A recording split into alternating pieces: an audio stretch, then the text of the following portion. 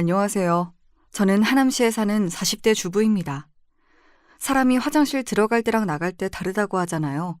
다급할 때는 숨이 넘어가듯 도와달라고 해놓고 잘 되니 필요 없다고 하네요. 누가요? 바로 시모입니다. 갈라서 너 같은 애는 구제불능이야. 내 아들한테서 떨어져. 다신 가게 고집이고 얼씬거리지 마라. 우리 앞길을 지가 막은 줄도 모르고. 어머니, 이 가게 우리 아버지가 차려준 거잖아요. 근데 왜 이러세요? 그리고 남편도 제 앞길 막은 거나 다름없어요. 너 아니면 우리 아들 달라졌을 거야. 더 대단한 사람이 될 거라고. 가게 하나 차려줬다고 유세는. 그러니까 내 아들 무시하지. 당장 나가! 평소에 착했던 시모가 저를 매몰차게 몰아붙였습니다. 참다 못해 남한테 큰 소리 한번 안 내본 선한 아버지가 남편의 가게를 아주 박살을 냈어요. 왜냐고요? 제 자식 무시하는데 참고 있을 부모가 어디 있겠어요. 아버지의 그 모습이 한편으로 시원해서 그동안 체증이 말끔히 풀리는 기분이었습니다. 그날 일을 이야기하고자 이렇게 사연을 남겨보네요. 우리 시모는 말이죠.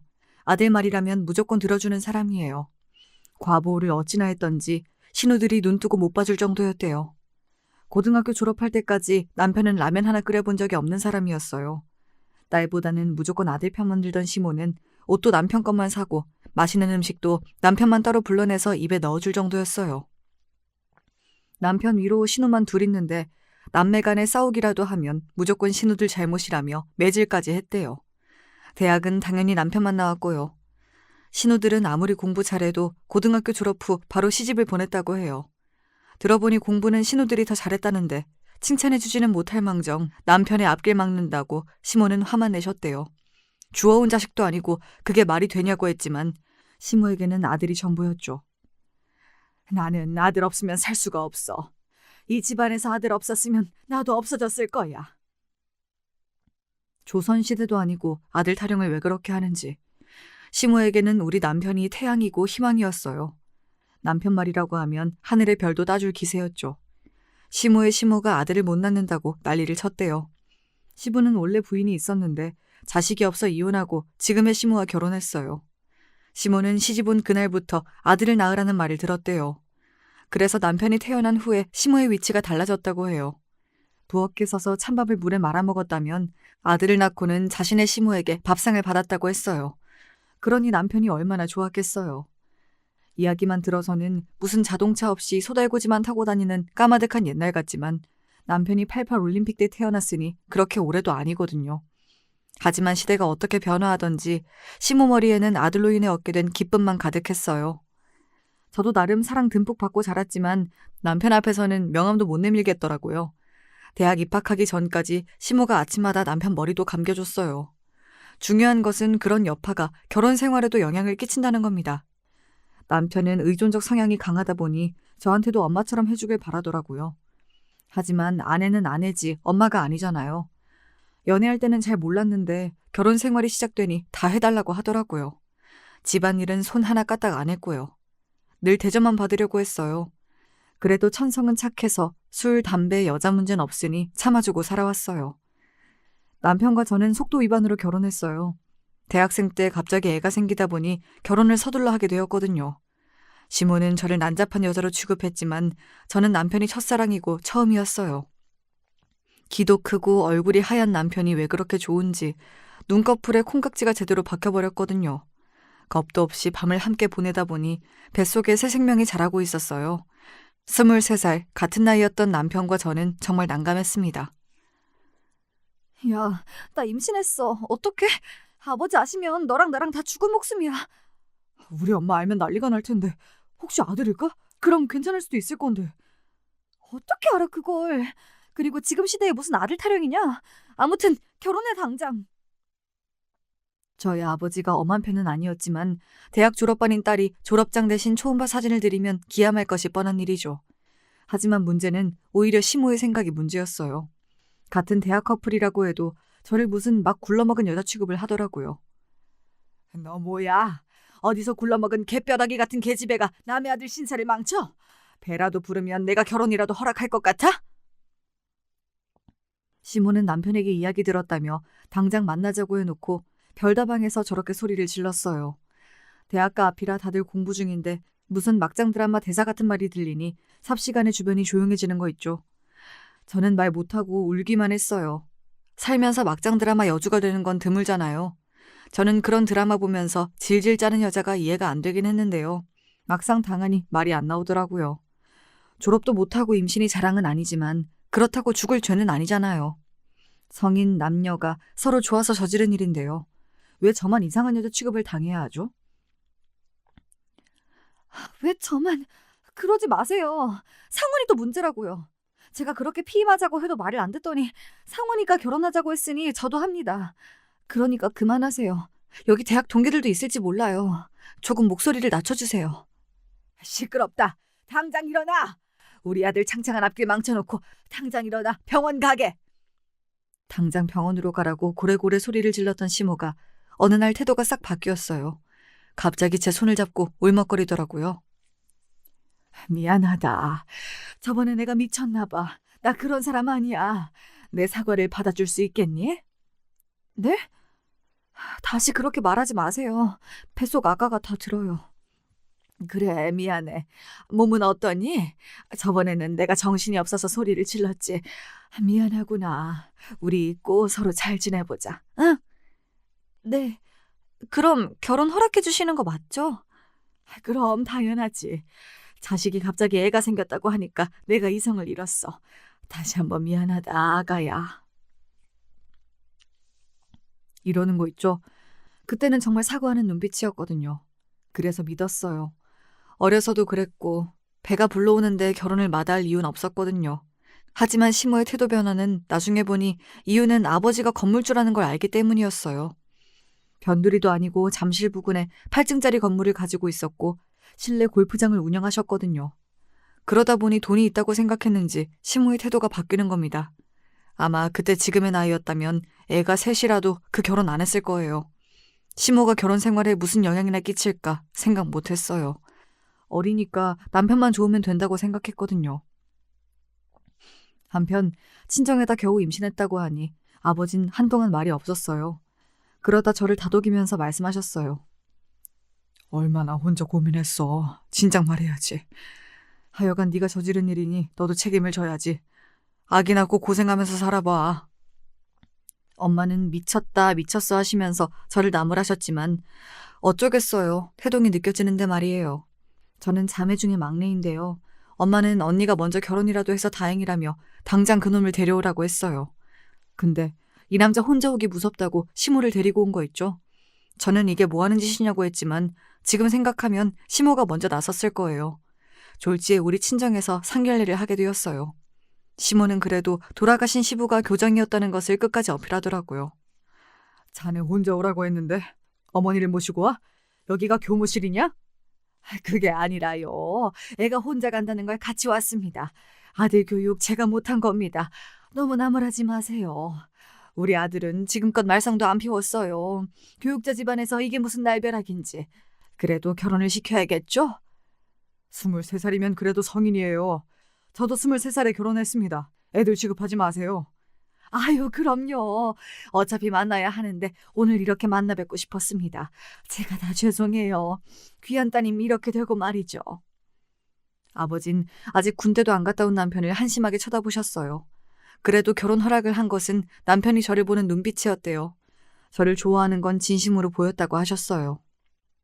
마마보이는 아니죠. 저는 오늘 아주 혼을 내주려고 했는데 어머니를 모셔올 줄 몰랐습니다. 아유, 마마보이라뇨. 엄마 말 잘 들으면 이렇게 망신당할 일이 있습니까?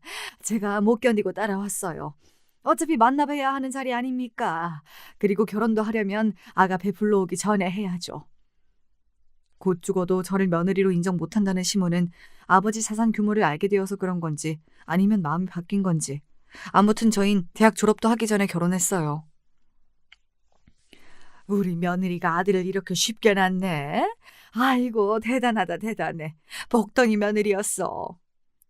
아들도 낳게 되자 시모는 저에게 정말 잘해줬어요. 아이가 태어나자 남편은 군대 갔고요. 저는 그동안 친정에서 아이를 키우며 살았어요. 남편이 제대하자 친정에서 아파트도 장만해서 살림을 시작했죠. 시댁은 생계 위협은 아니지만 시부가 돌아가시고 연금으로 살아가기에 지원해줄 여력이 없대요. 제가 보기엔 그렇게 못 사는 건 아닌데 시몬은 없다고 잘라 말했어요. 미안하구나, 아가. 우리가 가진 게 별로 없어. 아버지한테 한번 물어봐라. 도와주시겠지, 안 그래? 아니면 나랑 살 수 있어? 우리 집에 들어올래? 저는 시모 말을 그대로 믿고 아버지에게 이야기했죠. 아빠, 우리 살 곳이 없어. 시모랑 같이 살면 너무 불편해. 미안해. 결혼 초창기부터 아버지가 다 마련해 주셨어요.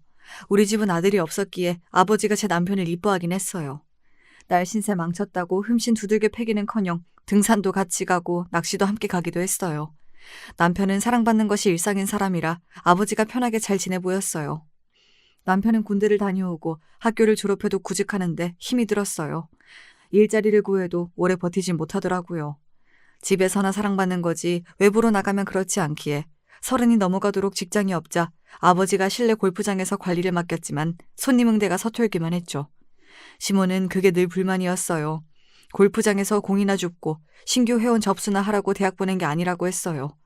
그러면 좋은 직장을 구하면 되는데 오히려 저희 아버지 탓을 하더라고요. 돈도 많으시면 투자를 해주셔야지. 너도 알다시피 우리 애가 일용직 할 애는 아니잖아. 대학도 나왔는데 말이다. 네가 이때까지 며느리 너한테 일 시킨 거 봤어? 난 진짜 너 공주대하듯 했다. 손에 물 한 방울 안 묻혔어. 제사 준비도 내가 다 했고. 아가, 아버지에게 말 좀 해봐라, 응?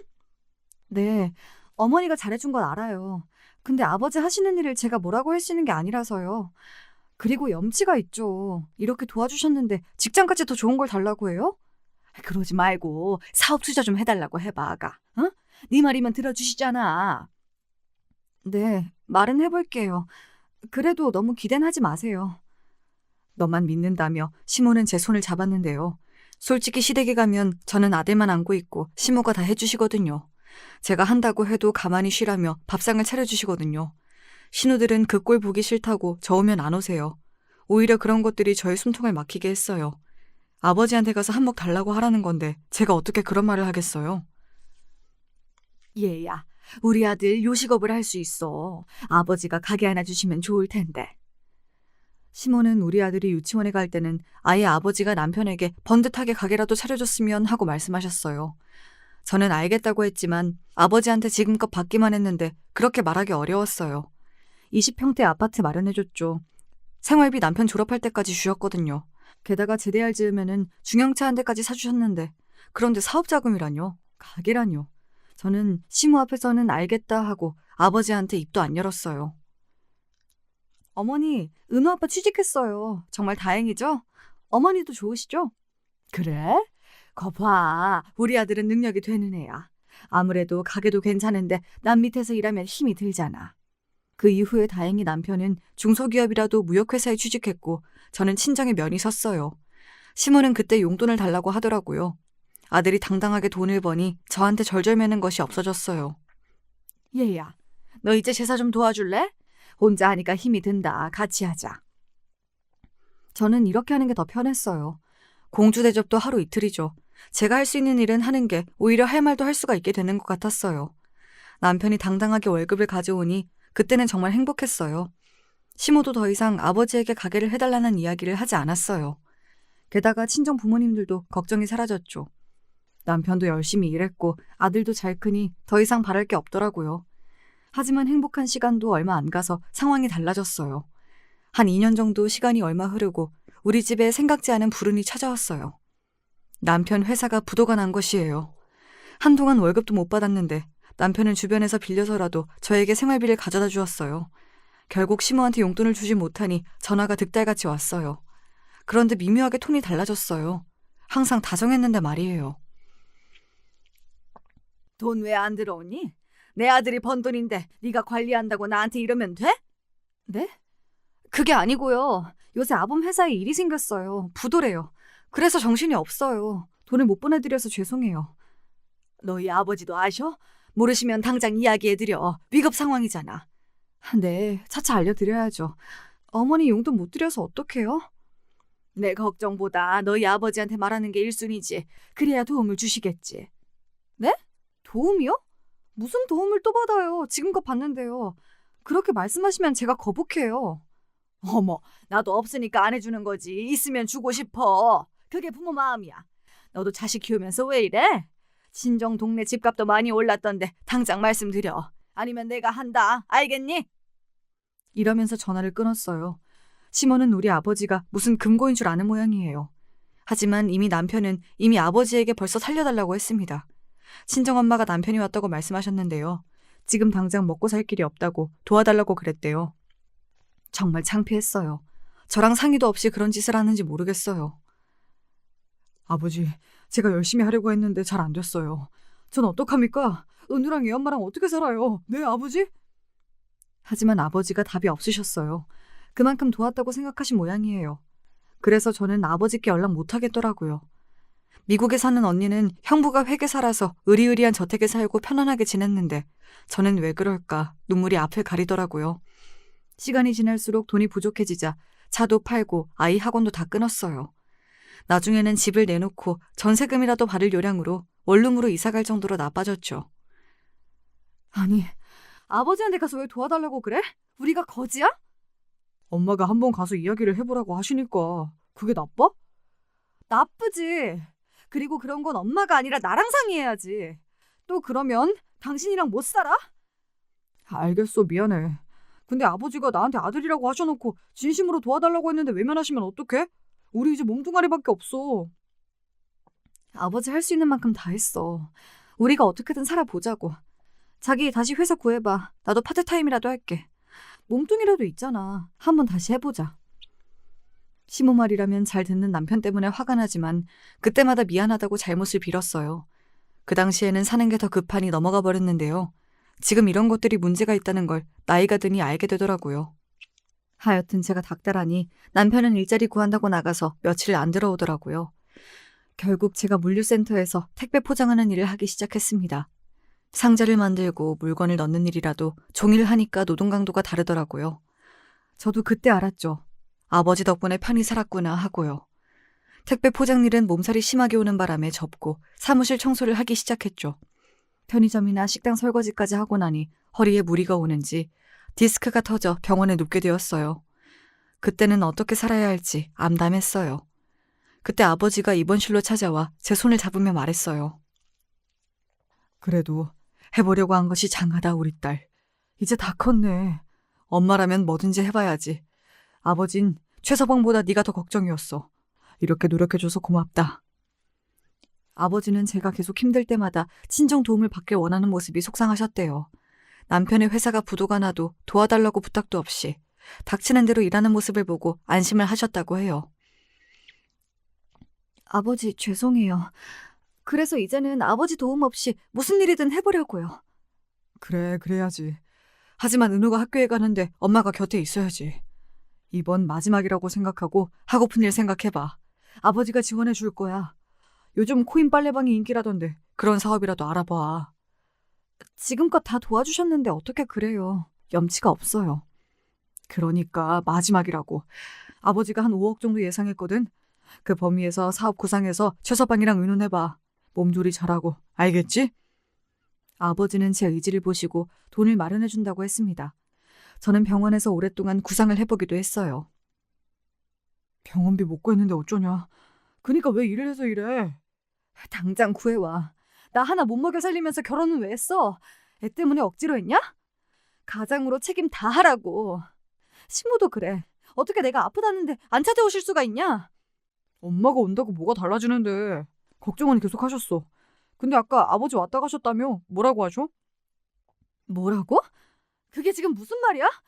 아버지가 오면 뭐가 달라져? 자기도 우리 아빠한테 기대면 안 돼. 우리가 다 알아서 해야지. 나이가 몇 갠데. 우리 집도 형편 되면 해줬다, 거참. 알겠어. 우리가 다 해야지. 됐어? 나중에 우리 아들이 돈 자꾸 해달라고 해봐. 좋아? 마누라 퇴원도 못 시키면 너 진짜 남편도 아니야? 제가 뭐라고 하자 남편의 표정이 안 좋아졌습니다. 다시 돈을 구해보겠다며 나가는 어깨가 한없이 초라해져 보였어요. 저는 남편이 막노동해서 어떻게든 구해온 돈으로 퇴원했어요. 그거라도 못했으면 아버지 5억 이야기는 절대로 안 할 거라고 다짐했거든요. 나중에 알고 보니 시모의 돈이었지만 그땐 그걸 보니 기분이 좋았어요. 거봐, 당신 할 수 있네. 이제 어떻게 살 거야? 당신 뭐든지 할 거야? 우리 살려면 뭐든지 해야 된다고. 당연하지, 다 해야지. 우리 은호하고 당신하고 잘 살려면 죽을 각오가 되어 있어. 아버지가 도와주신다고 하니까 어떤 사업을 할지 고민해보자. 아, 진짜 그럴 줄 알았어. 우리 외면 안 하신다니까. 얼마 해주신대? 돈 액수가 중요하냐? 5억이래, 5억. 좋아? 우와, 5억 대박이다, 자기야. 우리 살았다 이제. 남편은 도와준다는 그 말에 입이 그만 찢어지게 웃더라고요. 갑자기 어깨도 쫙 펴지고요. 남편은 어릴 때부터 자신도 요식업에 도전하려고 했다고 하면서 며칠 동안 자료 조사한다고 난리가 났어요. 시모도 갑자기 사골국을 끓여오고 집도 청소해 주시고 평소대로 저한테 다시 잘해주셨죠. 저도 어려서 그런지 남편과 시모가 그렇게 행동하는 것이 제대로 진행되고 있다고 믿었어요. 그래서 몇 달 동안 고민 끝에 고깃집을 차리고 싶다는 겁니다. 하긴 남편은 고기 없으면 밥을 안 먹을 정도로 좋아했어요. 저는 좋다고 했죠. 하고 싶고 관심이 많은 사업을 하는 것이 좋다고 생각했거든요. 좋아, 도와줄 건데 그 대신 다른 고깃집에서 너희들 6개월간 일하고 와라. 은호는 우리가 봐줄게. 남편과 저는 유명하다는 고깃집을 다니면서 아르바이트를 시작했어요. 소스나 고기 손질 같은 걸 배우진 못했지만 그래도 식당의 기본기는 익히게 되었죠. 특히 남편이 열심히 하더라고요. 평소에는 집에서는 손 하나 까딱 안 했지만 아르바이트 하면서는 집에서 음식도 해주는데 맛이 있었어요. 시모가 안 시켜서 그랬지 요리에 소질이 있더라고요. 남편은 6개월이 지나도 정육점에서 몇 개월 더 일을 했어요. 당신 달라졌어. 이렇게 열심히 하니까 너무 좋다. 아빠도 열심히 한다고 기뻐하셔. 이왕 하는 거 열심히 하려고. 이번이 마지막이라고 생각하는 거야. 당신도 걱정 마. 아버지는 남편의 노력을 보고 좋은 자리에 5억이나 들여 고깃집을 장만해 주셨어요. 남편이 혼자 하기 어려우니 유명 고깃집의 매니저까지 데리고 왔어요. 가게를 본 시모도 얼굴에 웃음꽃이 피었어요. 저한테 말투도 다정하게 하시고 은우도 며칠씩이나 봐주시고 집안일도 해주시네요. 아유, 우리 며느리가 복덩이야, 복덩이. 고맙다. 이렇게 가게가 좋으니 기분이 너무 좋구나. 아버지한테 감사하다고 전해드려. 그렇게 좋으세요? 어머니, 이번이 마지막이라고 생각하고 우리 열심히 할게요. 그래, 나도 열심히 도와주마. 근데 가게 인테리어가 너무 좋다. 비싼 게 좋은 거야. 시모는 개업식에 와서도 돈 이야기를 많이 했어요. 아버지한테도 고맙다고 허리 숙여 인사까지 하고요. 아이고, 사돈 고마워요. 우리 아들 이렇게 좋은 가게도 해주시고 며느리 잘 보니 이렇게 좋은 날이 있네요. 애들이 열심히 하니까 제가 도와준 것뿐이에요. 이제 사돈도 애들한테 신경 안 쓰시고 사셔도 됩니다. 옛날에 아기 생겼다고 징징거리는 애들이 아니에요. 아시겠죠? 아이고, 알겠습니다. 우리 애들이 이렇게 장성했네요. 하긴 은우가 초등학생인데 당연하겠죠. 개업식을 마치고 본격적으로 영업이 시작했어요. 초반에는 당연히 어려웠어요. 매니저나 직원들이 있다고 하지만 남편이랑 제가 열심히 해야 하는 거잖아요. 아침부터 새벽까지 가게에 얽매여서 열심히 일했어요. 고깃집이라고 해서 계산대에 앉아있는 줄 아시는 시모는 뭐가 그렇게 힘드냐고 하시지만 정소부터 고객 응대까지 하려면 힘들잖아요. 사장님, 고기도 맛있고 가게도 깨끗하고 너무 좋네요. 감사해요. 손님이 좋다고 하니 너무 감사해요. 자주 오세요. 이때 시모가 갑자기 끼어들었어요. 제가 사장이란 소리만 들으면 시모는 벌에 쏘인 것처럼 화를 내세요. 그래서 계산하고 밖으로 나가는 손님한테 꼭 이렇게 이야기합니다. 손님, 사장은 그쪽이 아니에요. 고기 손질하는 애가 여기 사장입니다. 다음에 또 오세요. 손님은 알겠다고 고개를 끄덕이는데요. 남편이 한마디 안 했으면 화가 더 났을 텐데요. 엄마, 왜 또 왔어요? 아니, 애 엄마도 사장 맞지? 뭘 또 그렇게 나가서 이야기하세요? 저번에 장인어른이 하는 말 못 들으셨어요? 오지 마세요. 우리가 알아서 할게. 알아서 뭘 하니? 솔직히 네가 뭐 칼질해 본 적이 있냐? 걱정이 안 돼? 계산대에 네가 있으면 안 되는 거야? 고기를 사장이 썰어야지. 엄마 그만해요. 내가 알아서 한다니까. 남편이 점점 철이 드는 것 같아 다행이라는 생각밖에 안 들었어요. 하지만 지금 생각하면 모두 다 쇼였어요. 어머니 오지 말라 하면서도 시모가 계속 왔기 때문이에요. 저 심기를 건드리지 않으려고 남편이 일부러 목소리를 높인 거더라고요. 저는 그것도 모르고 고깃집에 손님들이 늘어나고 있는 것이 눈에 보이니 가슴을 몇 번이나 쓸어내렸어요. 저 망하면 아버지 볼 면목이 없다고 생각했거든요. 하지만 문제는 우리 아들이었어요. 엄마랑 아빠가 너무 바쁘다 보니 신경을 못 써준 건 문제였어요. 아들이 학교에 안 왔다고 담임한테 연락이 온 거였어요. 안녕하세요, 은우 어머니. 은우가 학교에 안 왔어요. 어디 아픈가요? 그날따라 가게 청소한다고 일찍 나갔는데 이런 연락이 오니 암담했어요. 저는 아무거나 걸쳐 입고 학교로 갔는데 우리 아들만 없었어요. 남편이랑 저는 온 동네를 헤매고 다녔는데요. 이놈이 놀이터에 숨어 있는 거 있죠. 저는 은우야 이름을 부르면서 뛰어갔어요. 은우야, 너 왜 그래? 학교를 안 가면 어떡해? 엄마 얼마나 놀랐는지 알아? 그러니까 이놈아, 엄마 아빠 졸도하는 줄 알았잖아. 네가 없어져서. 아들은 아무 말 없이 울고 있었어요. 왜 그러냐고 아무리 물어도 말을 안 하는 겁니다. 그래서 심리 상담까지 받으러 다녔는데요. 알고 보니 학교에 적응하기 어려웠고 따돌림까지 받았대요. 다신 학교에 가지 않겠다고 우는 걸 보니 억장이 무너지더라고요. 언니도 저와 비슷한 나이대의 아들을 키우기에 상담을 했었는데요. 언니도 외아들이라 외로워한다는 거였어요. 그래서 고민 끝에 언니가 있는 미국으로 유학을 보내기로 했어요. 혼자 보낼 수가 없어 제가 따라가기로 했어요. 제가 그런 결정을 하자 남편과 시모가 너무 좋아했어요. 하지만 그것도 제가 의지 못한 것은 온 정신이 은우에게 쏠려 있었거든요. 내가 잘할 테니까 당신은 우리 은우를 책임져. 그래야 가게 일도 잘 될 거야. 당신이 집에서 잘해줘야지. 이렇게 저는 가게로 나가지 못하고 미국으로 향했어요. 언니네 가족들의 환대에 아들은 적응을 잘했고요. 영어도 6개월 만에 습득했고요. 거기 사촌과도 사이좋게 지내게 되었어요.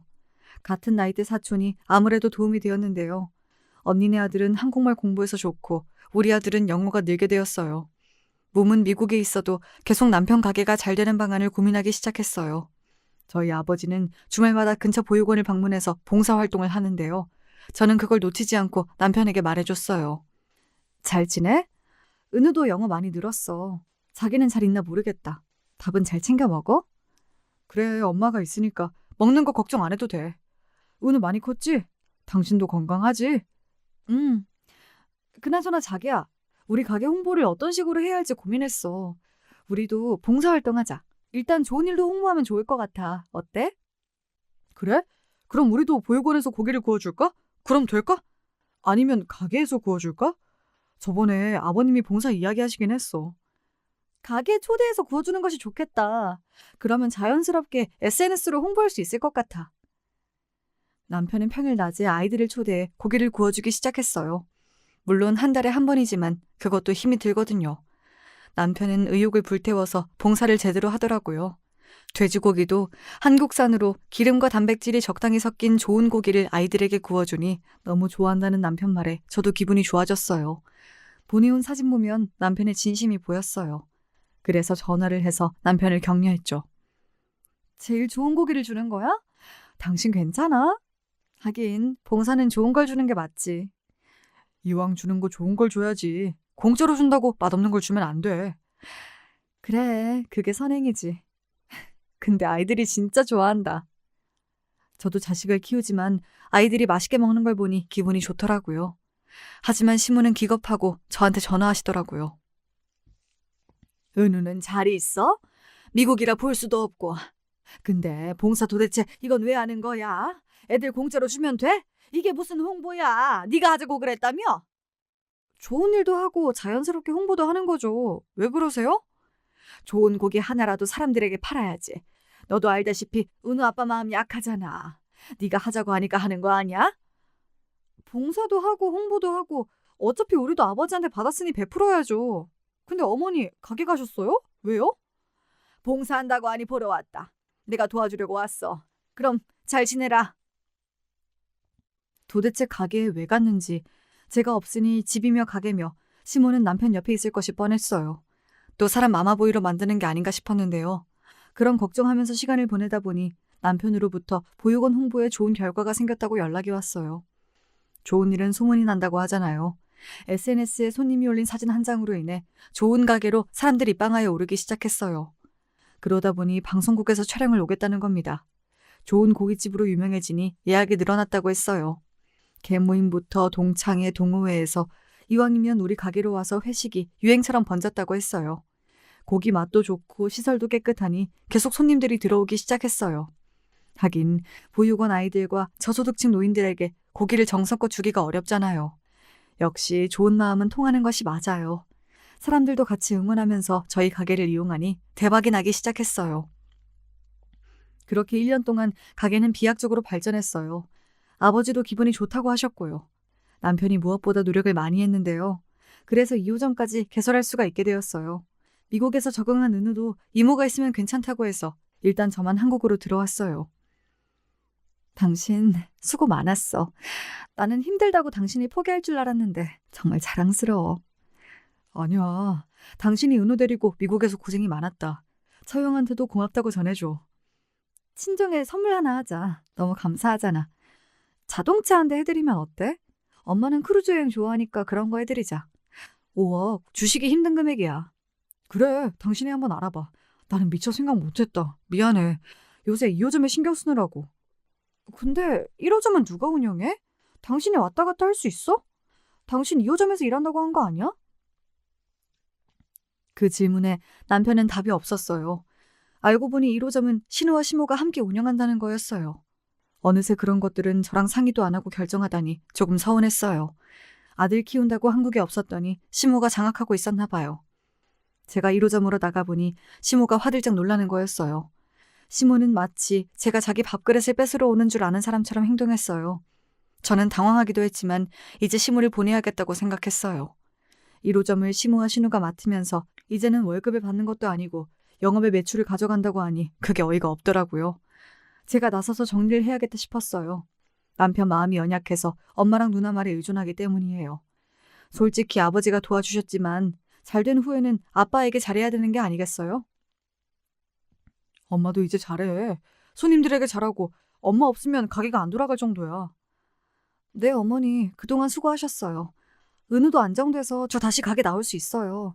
남편이랑 저랑 어머니랑 형님 여행이라도 다녀오시라고 하려고요. 해외도 좋으시죠? 여행? 좋지. 역시 며느리밖에 없다. 그래, 보내줘라. 어디로 보내줄 건데? 베트남이나 태국 같은 곳 어떨까요? 가깝고 마사지도 받을 수 있는 곳에 가면 좋을 것 같아요. 저는 자연스럽게 가게에서 안 나오셔도 된다고 말씀드리고 싶었어요. 종업원들하고 비슷한 금액을 받아야 하는데 매출의 5%라도 그건 시모가 가져갈 수 없는 거잖아요. 남편에게 제가 설명을 하니 그런데 며칠 후에 시모가 전화가 왔어요.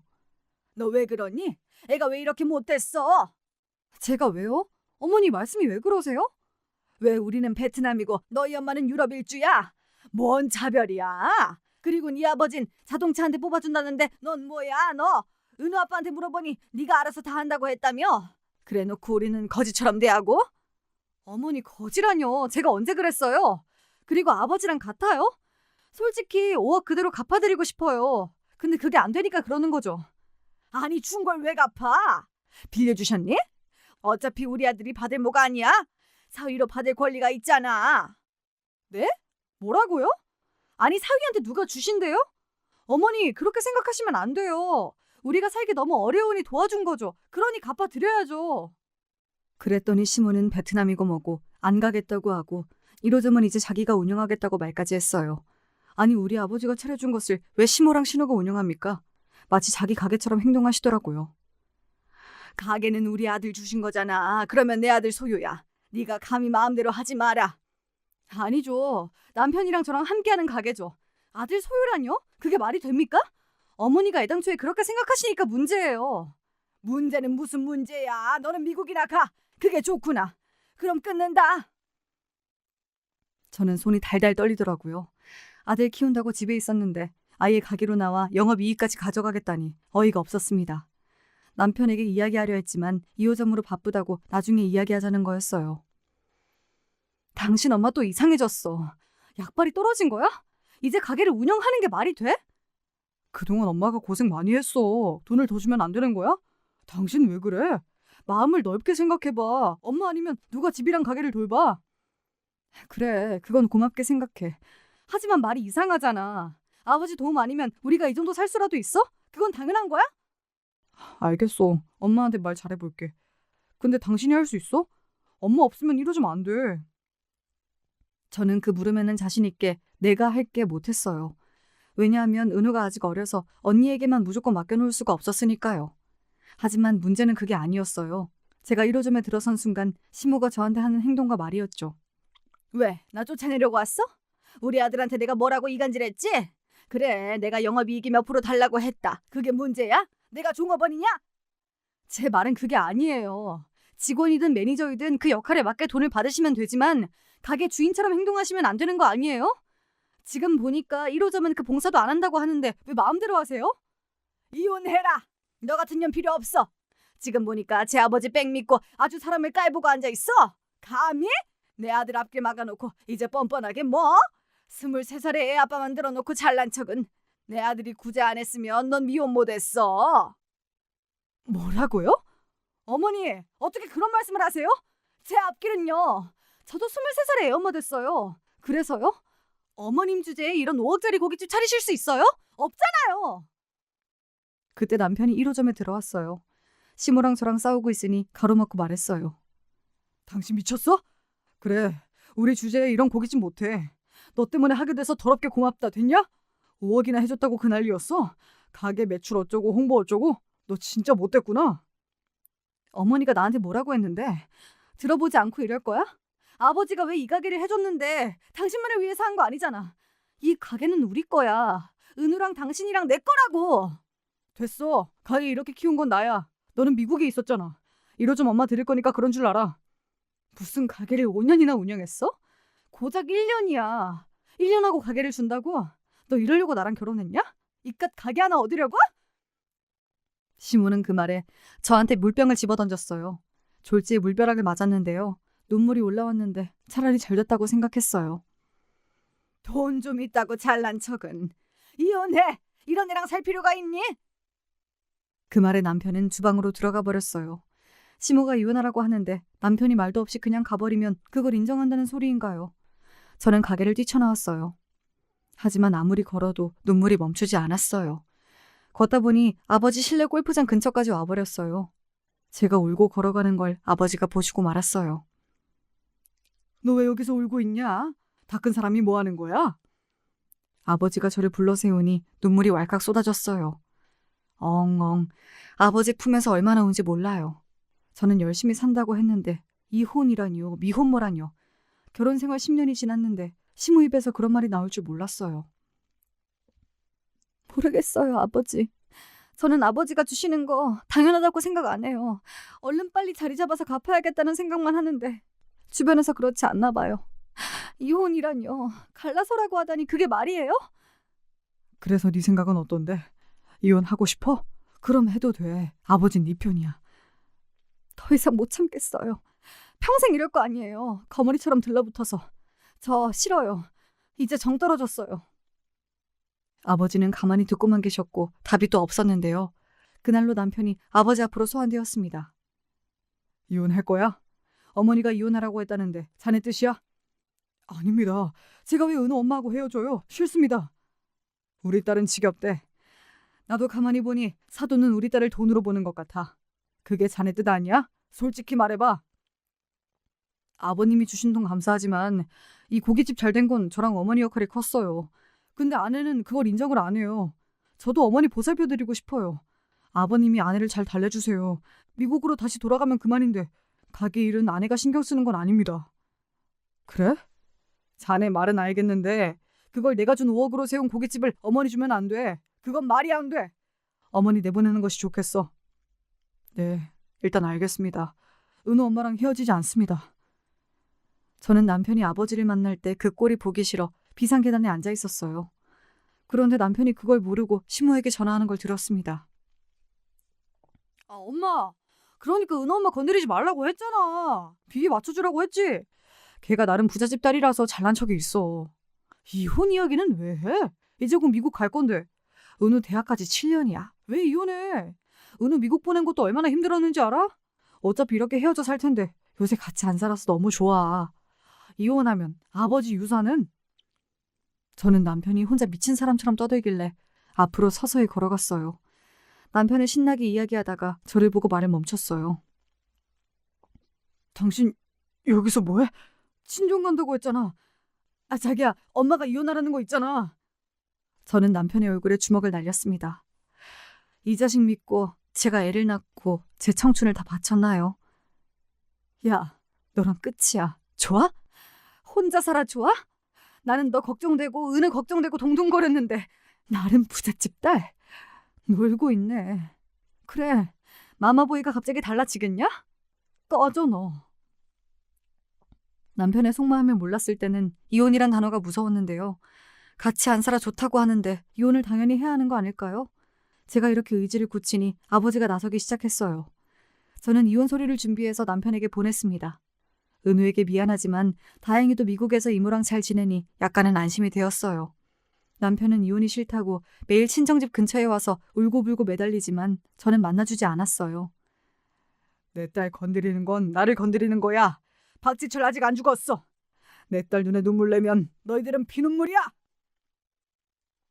남편의 착한 고깃집 앞에 아버지는 대형 고깃집을 차렸습니다. 같은 고기의 저렴한 가격이니 아무리 선행이고 뭐고 불황에 손님이 몰리기 시작했죠. 남편은 가게가 잘 되는 것이 다 자기 탓이라고 생각하고 2호점을 냈지만 아니었어요. 아버지의 재정적 뒷받침이 있으니 고깃집이 잘 된 것이었죠. 도대체 저 고깃집 누가 만든 거야? 미친놈 아니야? 어디 남의 가게 망하라고 만들어? 시모가 열을 받았는지 아버지가 만든 고깃집으로 쳐들어왔어요. 그러다 저와 마주치고 말았어요. 너 여기서 뭐하냐? 어머, 너였어? 복수하려고 이러는 거야? 우리 망하게! 우리 망하게요? 우리요? 건너편 고깃집도 우리 아버지가 만들어준 거예요. 정신 차리세요. 나가세요. 꼴 보기 싫으니까요. 저는 시모를 끌어내고 소금을 뿌렸습니다. 왜냐고요? 저보고 미혼모라고 하는데 도저히 참을 수가 없었거든요. 저는 이번 기회에 최은우에서 박건우로 바꾸려고 고민 중이에요. 아니 어떻게 시모가 미혼모라는 말을 할 수가 있는지 기가 막혀서요. 남편이 간과한 것이 고깃집 건물이 아버지 것이라는 걸 몰랐나 봐요. 아버지가 월세를 올린다고 했거든요. 그날 밤 남편이 또 우리 집에 찾아왔어요. 잘못했어요 아버님. 다신 안 그럴게요. 살기 싫다는 것도 권태기에서 나온 말이죠. 왜 살기 싫어요? 아버님이 학비도 집도 기회도 주셨는데요. 그러니까 넌 내 딸 좋아서 산 게 아니고 내가 뭘 주니 살았다 이 말이냐? 이런 나쁜 놈. 상견례 때인가 뭔가부터 기분 상했는데 그때 은우 뱃속에 없었으면 너 같은 놈 사위 택도 없어. 나가! 그러니 처음부터 잘하지 그랬어 우리 딸한테. 저는 방에서 내려가지도 않았는데요. 아버지가 남편을 막 끌어내고 있었어요. 그때 벨이 울렸어요. 바로 시모였습니다. 처음 아버지를 만날 때도 오더니 또 오시고 말았어요. 저는 시모도 잘못했다고 싹싹 빌 줄 알았어요. 그런데 말이에요. 당신 뭔데 내 아들 멱살을 잡아? 돈이면 다냐? 겨우 5억 주면서 말이야. 당신 재산 많잖아. 불우이웃도 돕는다면서 사위 하나 못 해주냐? 그러니까 이혼하자고 하잖아요. 징징거리는 아들 데리고 나가요. 당장. 징징거려? 내 아들이? 그거 다 당신 딸 때문이지. 어차피 끝나는 마당에 할 말은 해야지. 내가 이래서 화가 나서 이혼하라고 했다. 50억도 아니고 5억 정도밖에 안 해주고 뭘 공치사야. 가자. 내 아들 기 안 죽여. 이 정도 인물에 새 장가가도 얼마든지 가. 우리 딸도 신방과 다니다가 중퇴를 누구 때문에 했는데 기자가 될 애였어. 새 장가? 웃겨. 당신 같은 시모 있으면 누가 총 맞았어? 시집 오르게? 얼마나 내 딸을 잡았을 거야. 우린 그것도 모르고 돈이나 해주고. 우리 애 아빠 살아있었음 이 결혼급이 달랐어. 너희 돈만 있잖아. 우리 명예도 있어. 내 아들 어떤 아들인데 먼지 한 톨 안 묻히고 키웠다고. 저는 듣다 경찰에 신고했습니다. 이럴 때는 공권력이 최고라고 미국에서 배웠거든요. 남의 집에서 난동을 부리는 늙은 여자와 남자를 경찰이 끌어냈어요. 그래도 이렇게 시모가 실체를 드러내줘서 다행이에요. 아직 제가 30 초반이니까요. 은우 잘 키우면 기회가 있겠죠. 남편하고 이혼을 마무리했어요. 가만히 돌아보니 남편과 20대를 함께 보냈더라고요. 물론 아름다운 이별은 없더라고요. 남편의 고깃집은 6개월을 못 버티고 망해버렸어요. 나간 자리에 아버지가 저를 위해 가게를 만들어준다고 하더라고요. 저는 그 대신 미국에서 은우와 공부를 더 하겠다고 했어요. 나중에 들리는 말로는 남편은 지방 어디 식당에서 서빙 아르바이트를 하고 있다고 해요. 시모는 가게가 날아가 기함하고 괴로워하고요. 사람이 은혜를 입으면 갚을 줄도 알아야죠. 넘치게 줬는데도 더 달라고 하면 안 되는 거잖아요. 아버지가 시원하게 혼내줘서 저는 2다리 뻗고 요새 잘 자고 있습니다. 지금까지 제 이야기 들어주셔서 감사해요.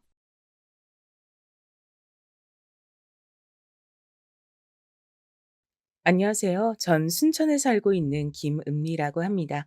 제 얘기를 이렇게 공개적인 장소에 써보는 건 오랜만인 것 같은데요.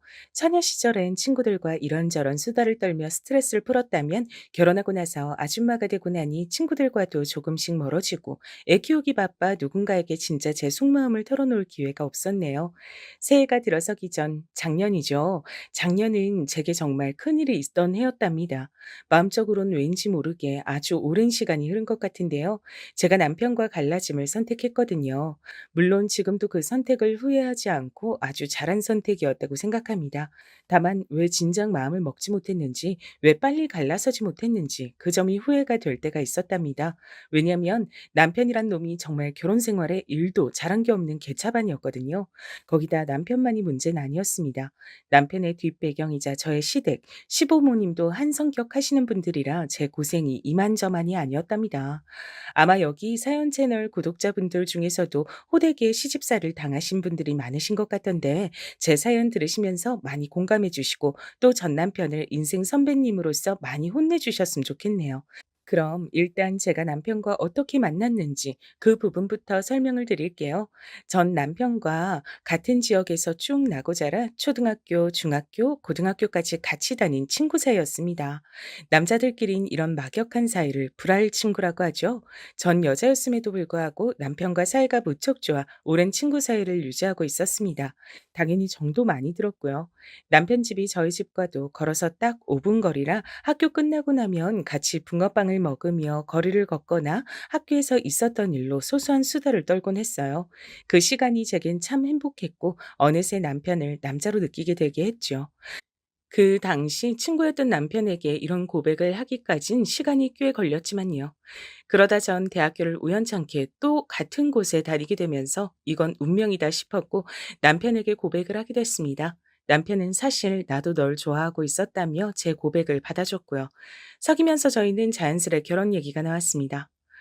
그럼 우리 인사드리러 갈까? 나 사실 너무 떨려. 당신 부모님 어렸을 땐 자주 봤지만 우리가 연애하는 건 비밀이라 한 번도 뵌 적 없었잖아. 혹시 나 마음에 안 들어 하시면 어쩌지? 그럴 리가. 당신 같은 사람을 마음에 안 들어 할 사람이 누가 있겠어? 좋은 대학에, 좋은 직장에, 이런 말 좀 그런가?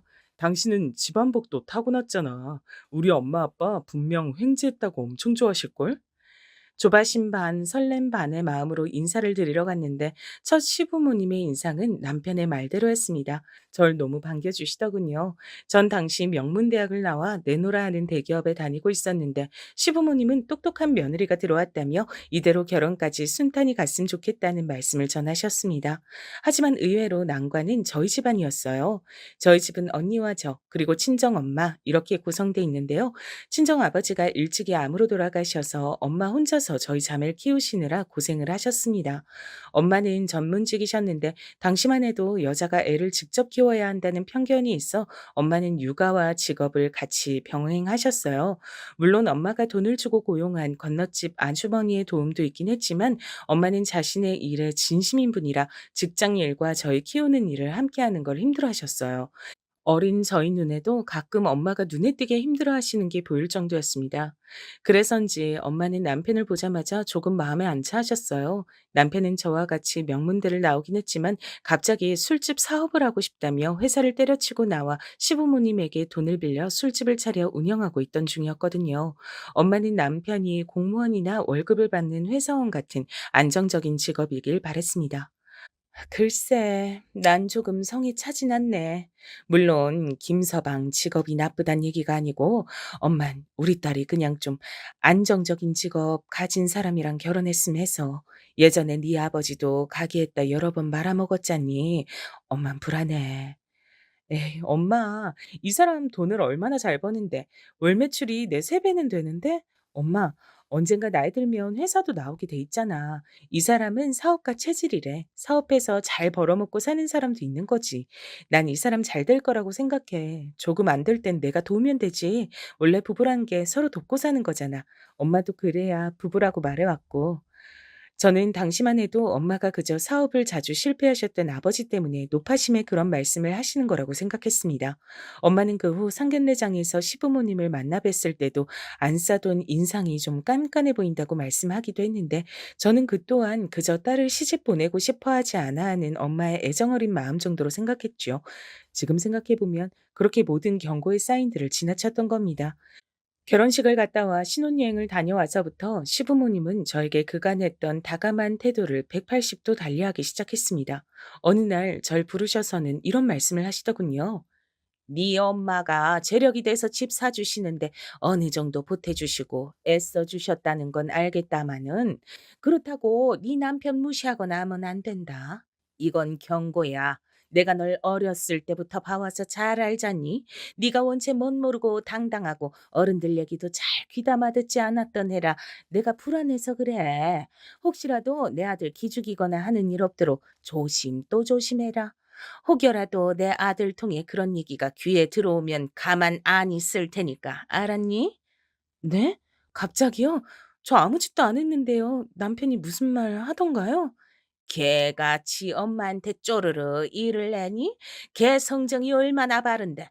그러니 내가 너한테 먼저 일러두는 거지.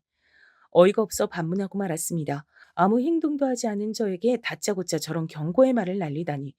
며느리 기라도 잡아보고 싶으셨던 건지 황당하더군요. 저는 뻣뻣하게 시댁 문 밖을 나오면서 순간 엄마가 했던 말이 스쳐 지나가 소름이 쫙 끼쳤습니다. 시어머니 옆에 계시던 시아버지 역시 다정하고 온화한 분인 줄로만 알았는데 시어머니 말을 수긍하시며 절 험악하게 쳐다보고 계시더군요. 무섭기도 하고 충격적이기도 했습니다. 사람이 이렇게 갑자기 달라질 수 있다는 게 말이에요. 그날 저는 이 일을 남편에게 말하게 됐는데요. 시부모님에게 전하지 말라고 하면서 하소연을 했더니 남편은 예상 외의 반응을 보이더군요. 지나치게 낙관적이고 지나치게 태평했습니다. 아, 그거 우리 엄마가 원래 아들 사랑이 커서 그러신 거야. 당신도 알다시피 내 여동생이 하도 엄마 속을 썩이는 바람에 엄마가 나만 바라보고 사셨잖아. 그래서 그래. 너무 심각하게 생각하지 마. 그럼 아버님은?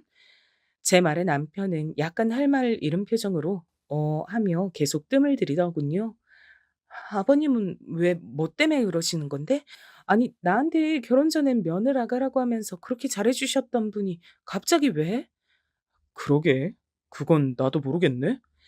남편의 대책 없는 말에 황당함을 안 느낄 수가 없겠더라고요.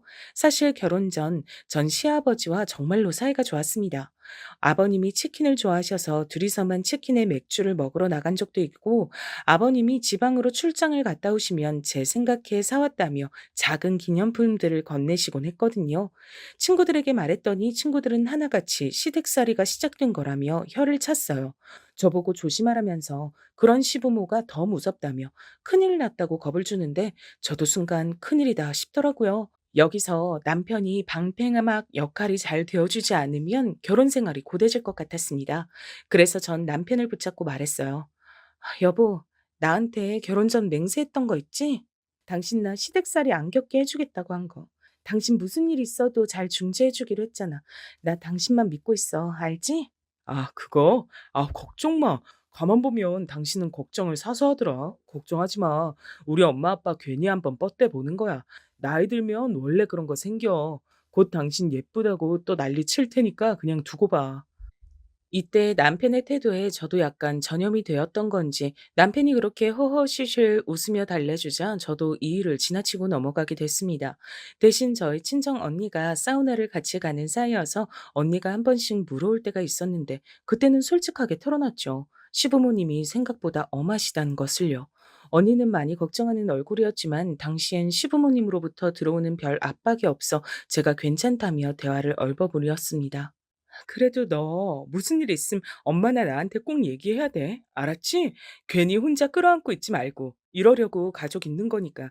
네 뒤엔 항상 언니랑 엄마가 있어. 우리 집안 백 절대 어디 가도 뒤처지지 않으니까 니네 시부모님이 뭐라 하면 바로 우리한테 일러. 알겠어? 알았어, 언니. 그래도 아직 엄마한텐 비밀로 해줘. 엄마가 들으면 많이 걱정하실 것 같아. 저희 엄만 저와 언니를 합쳐 놓은 것보다도 훨씬 성격이 세고 한 번 화가 나면 굉장히 무서우신 분이었습니다. 그랬기에 엄마 귀엔 들어가지 않게 조심했죠. 그때는 결혼 생활의 평화를 더 지키고 싶었으니까요. 그러던 어느 날 제가 임신을 하는 일이 생겼습니다.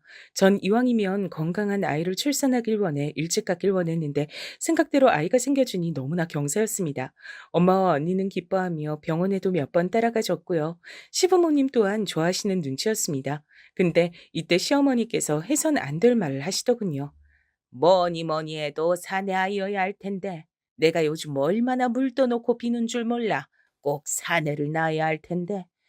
속으로 생각해도 될 뒷말을 그대로 하시더군요. 그것도 저희 엄마와 언니가 있는 앞에서요. 물론 옛날 시대에야 사내가 더 귀하고 장남을 우대하는 사상이 있었지만 요즘엔 그런 게 많이 사라진 시대잖아요. 그런데 초음파를 보는 저와 친정 가족이 있는 앞에서 대놓고 내뱉은 말에 친정 식구들 표정이 일순간 굳어졌습니다. 사돈, 사내면 어떻고 여자면 어때요? 전 우리 딸 닮은 예쁜 여자애도 좋은데요. 아, 물론 김서방도 인물이 워낙 좋아 김서방 닮은 딸도 이쁠 것 같고요. 딱 반반 합치면 좋겠는데.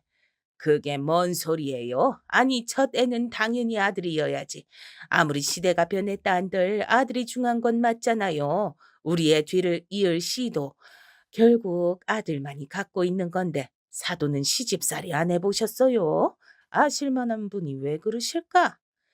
여기에 저희 친정엄마가 열이 받으셨습니다. 엄마는 시집살이를 고되게 한 편이었고 그래서 남녀 차별에 더더욱 예민하신 부분이 강하셨거든요. 사돈, 저도 알 건 압니다. 그래도 전 이왕이면 귀한 손주니 남녀의 의미를 두지 않기를 바라는 거. 아이고, 변호사라 말 한번 번지르르 하게 하시네요. 그래요. 어디 한번 계집애가 나와도 사돈 얼굴이 펴질지 봅시다. 참고로 난 우리 며느리가 계집애 나음 쳐다도 안 볼 거예요. 어디 뒷방에 놓고 키우든가 말든가. 예, 난 애 보러도 안 올 거니까 그리 알아라. 나한테 연락하지 마. 뭐라고요? 사돈, 말씀이 너무 지나치시네요.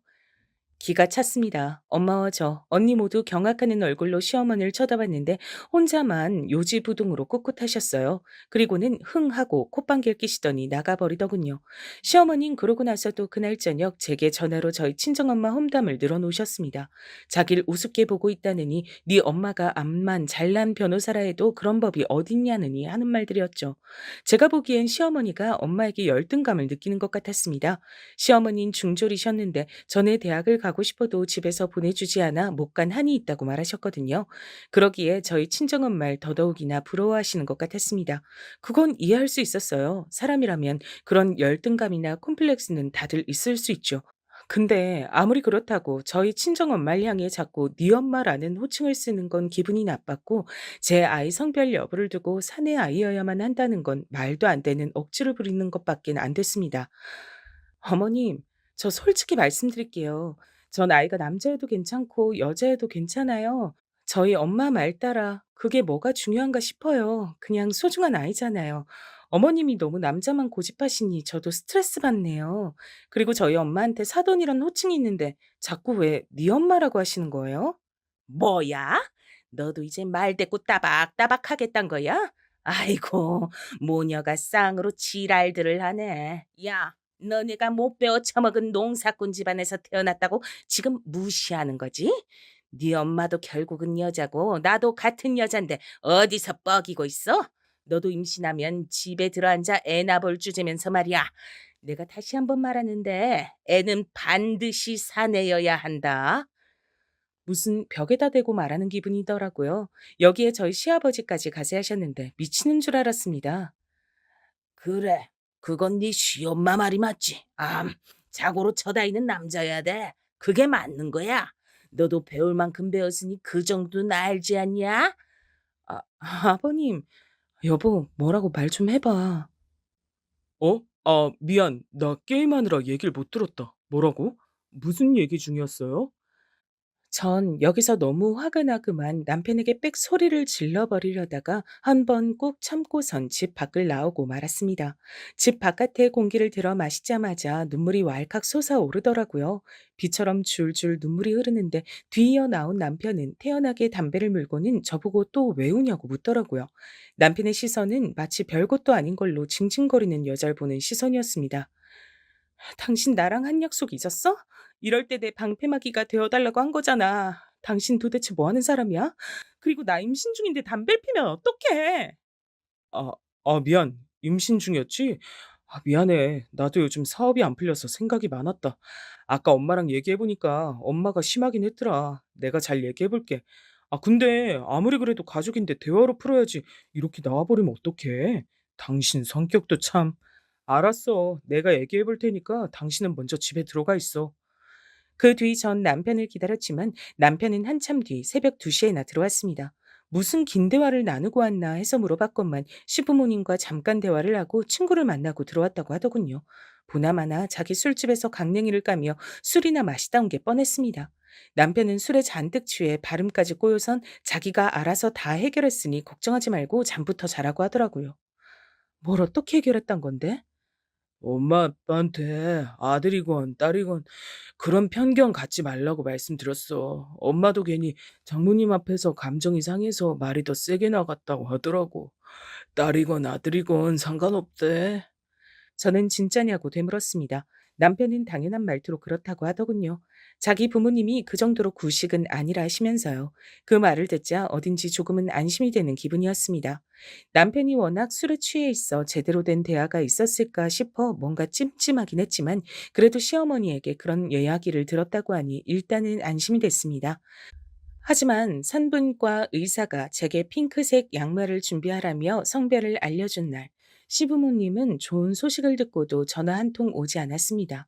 그제야 남편과는 제대로 된 대화가 없었다고 남편이 한 말은 그저 절 안심시키기 위한 말이었단 걸 알았죠. 시부모님에 대한 스트레스는 계속해서 이어졌습니다. 제가 아이를 출산하고 몸이 많이 아팠는데요. 무슨 일이 있을 때마다 절 불러 제껴 이거 하자 저거 하자 요구하시더라고요.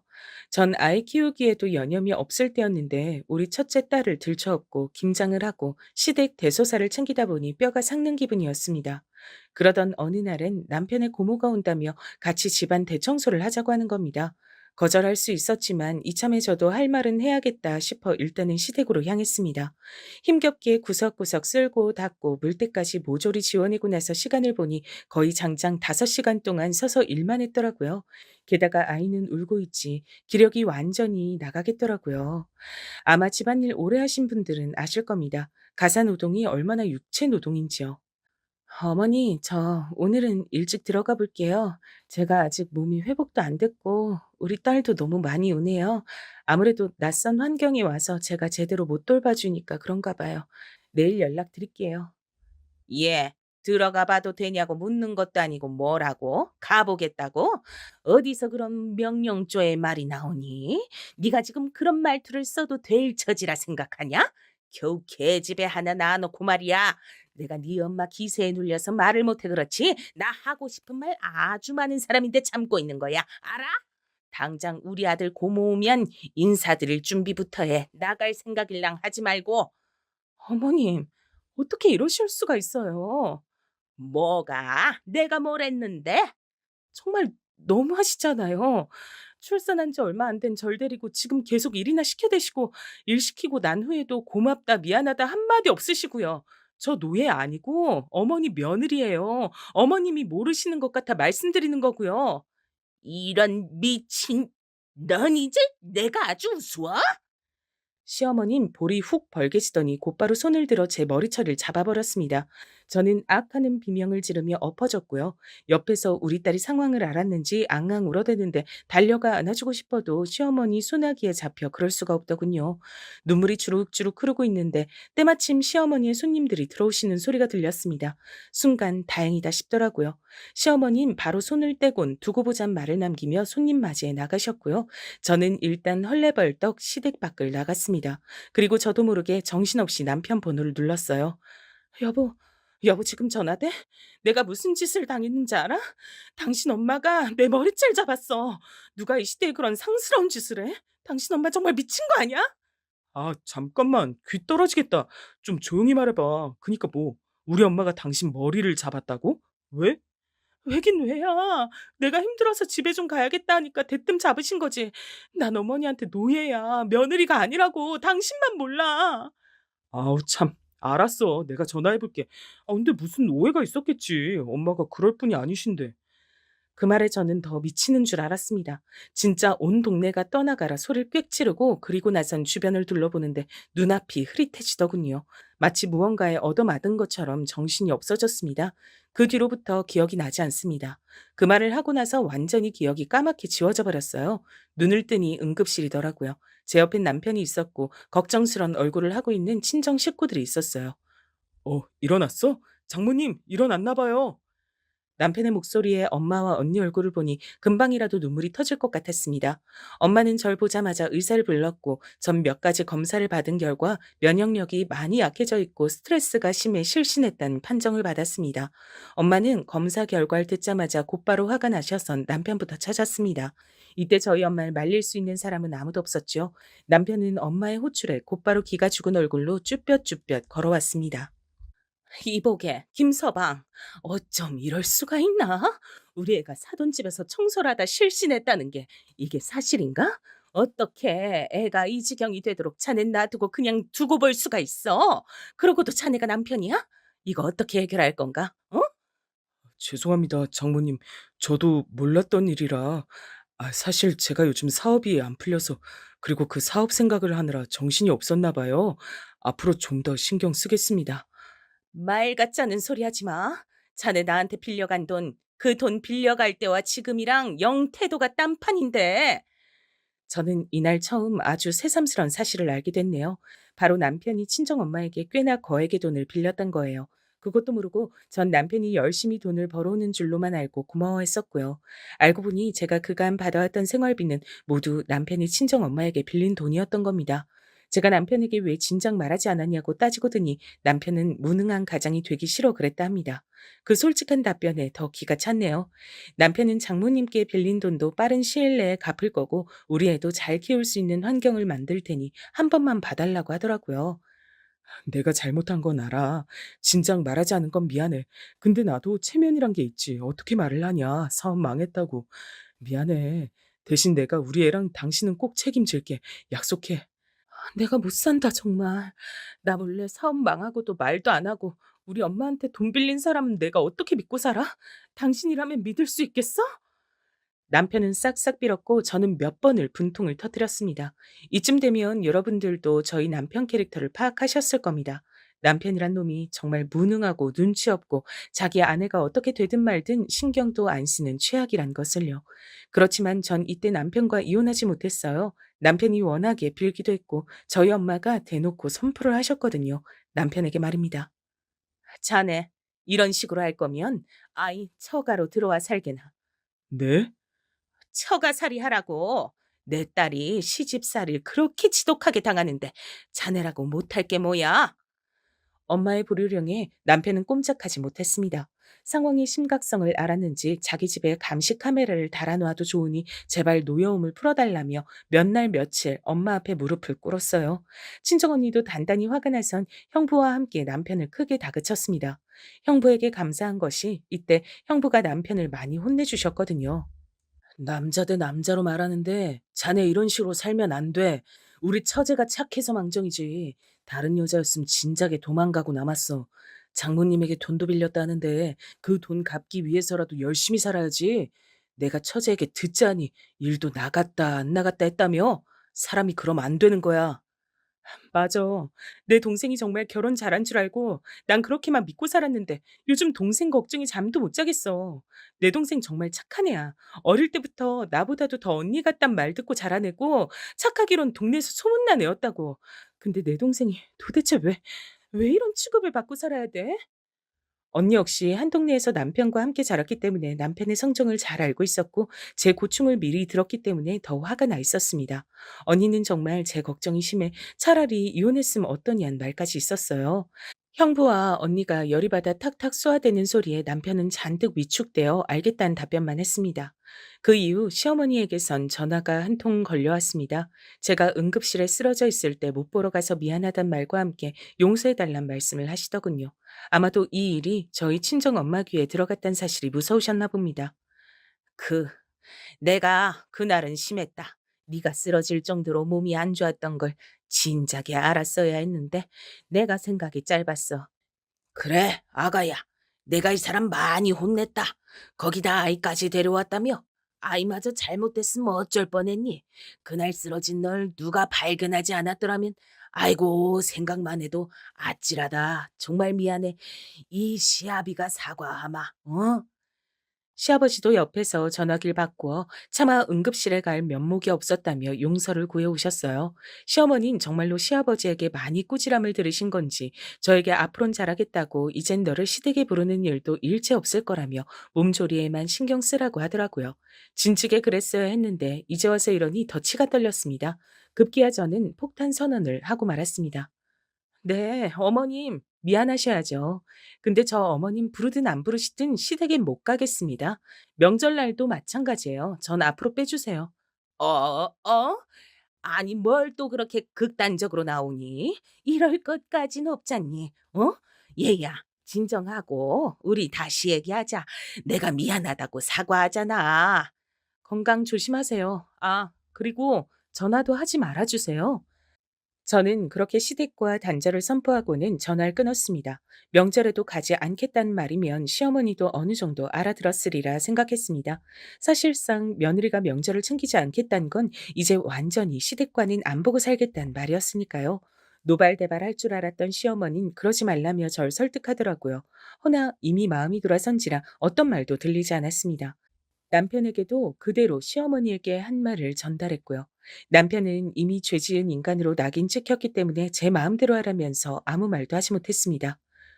그래, 당신 그날 마음의 상처가 컸을 테니 우리 엄마도 보고 싶지 않겠지. 다 이해해. 다만 여기서 생각하지 못한 악인이 등장했는데요. 바로 시누이였습니다.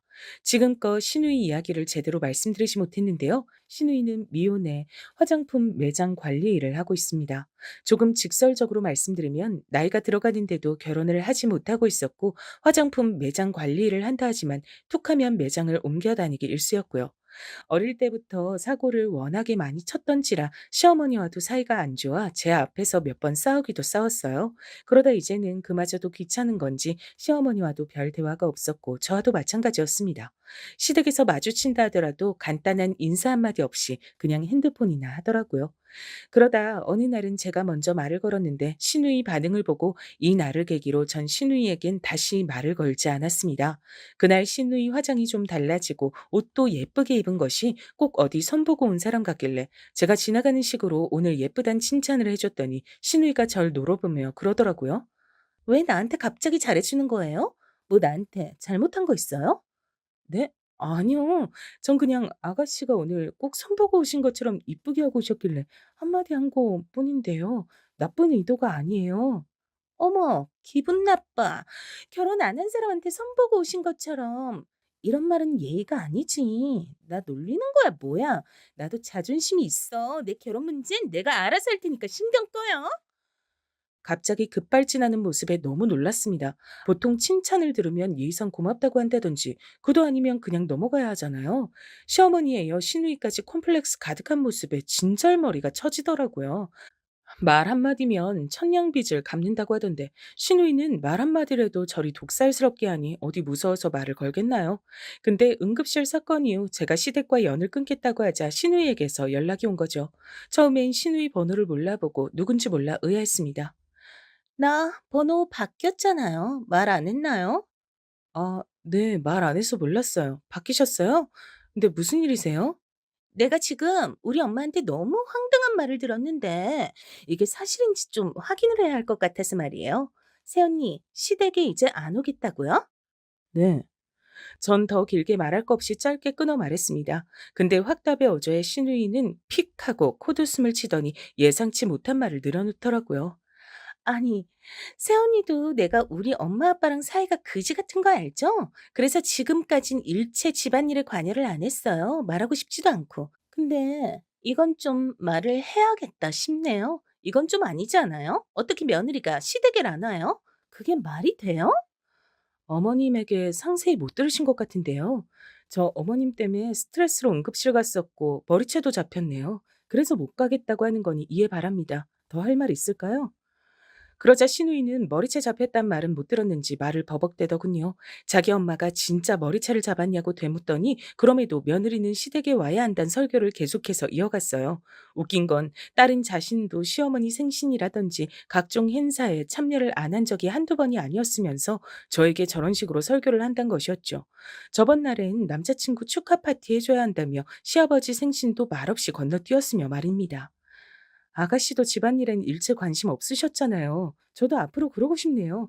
그럼 이만 끊을게요. 이번에도 전 일반적으로 전화를 끊었고 그 뒤 신우이에게선 왜 전화를 먼저 끊냐는 문자들이 폭탄처럼 날아들어왔지만 일제히 무시해버렸습니다. 남편에게 전달해서 시누이의 발악하는 행동들을 그만두게 했죠. 시누이건 시부모님이건 정말 어느 누구 하나 정상이 없는 집이었습니다. 시누이 사건까지 겪으니 그게 너무너무 실감이 되더라고요. 이후 남편은 조금 변하긴 했습니다. 처가살이가 무서웠던 건지 장모님에게 어떻게든 빌린 돈을 갚아야 한다며 직장을 구하고 다니더군요. 근데 명문대를 나왔다 해도 이미 자영업으로 갈아타 경력이 없는 마당에 누가 남편을 뽑아주겠나요? 신입으로 들어가야 되는데 남편은 겨우 어디서 면접을 보러 오라고 하면 연봉이 너무 적다며 거절했습니다.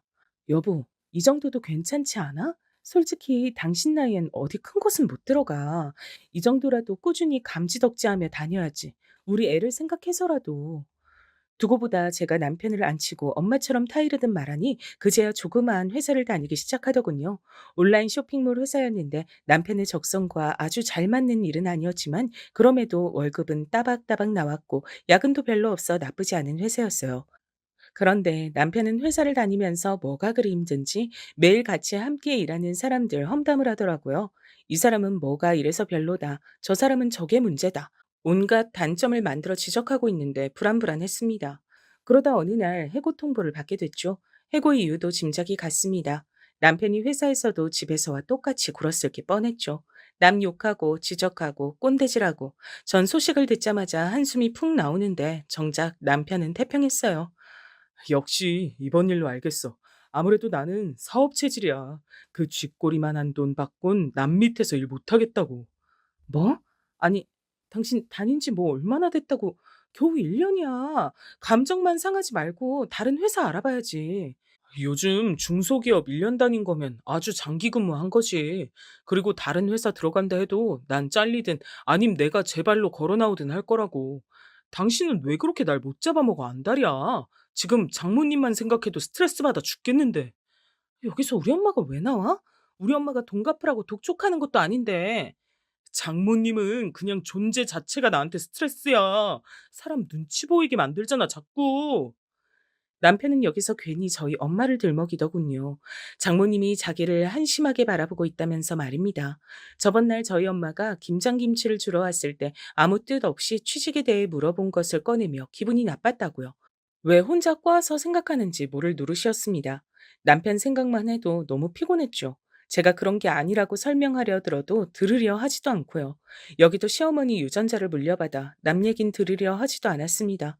결국 남편은 다시 사업을 해야 한다며 또 상가 자리를 물색하기 시작했습니다. 몇 번 말렸지만 그때마다 번번이 부부싸움으로 이어졌어요. 아이가 어리기에 부부싸움 하는 모습만큼은 보여주고 싶지 않았는데 너무 속상했죠. 남편은 남편대로 자기를 왜 못 믿냐며 서운해했고 저는 당신이 보여준 게 없는데 어떻게 믿냐고 했어요. 창과 방패처럼 싸워대니 싸움이 끝이 없더라고요. 결국 더 이상 부부싸움을 하지 않기 위해서라도 남편을 내버려뒀어요. 그리고 이번에 남편이 선택한 건 학원 사업이었어요.